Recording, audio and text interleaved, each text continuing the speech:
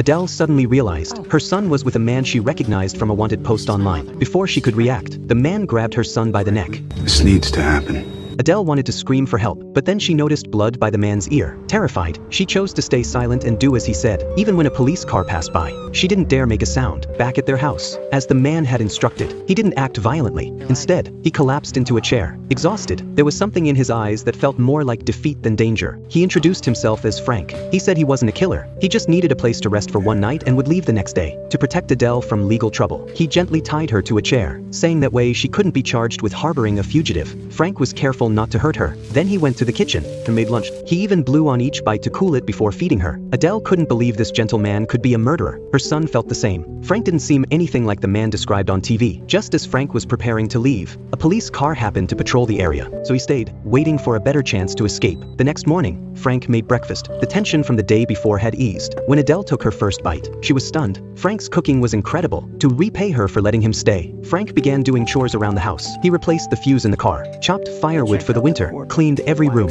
and in his spare time, he taught Henry how to play baseball. Frank started to feel like Henry's real dad. Watching them together, Adele became more convinced Frank wasn't the violent man everyone believed. Their daily lives felt like that of a real family. Every glance and touch grew more tender. As the police car drove out of town, it was the perfect chance for Frank to escape. But as he stood ready to go, Adele couldn't bring herself to let him leave. Maybe tomorrow, once your stitches have had a little more time. Even Henry said the police dogs would track his scent anyway. You should stay.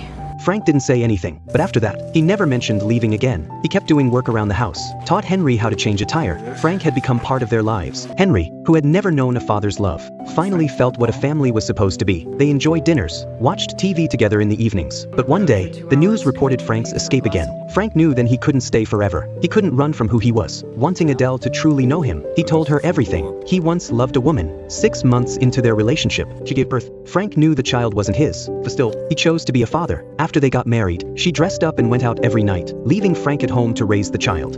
Unable to take it anymore, she followed her and caught her cheating in a bar. When he confronted her, she laughed and admitted everything. She mocked him for only now realizing the truth. Frank felt humiliated and lost control. He pushed her. She hit her head and died instantly. As he told the story, drops of water began to fall. Adele suddenly remembered the bathwater upstairs. She rushed up to find the baby had drowned in the tub. Frank was later convicted of murder and sentenced to 15 years. Hearing his story, Adele was deeply moved, wanting a life of freedom together. She suggested they leave the country forever.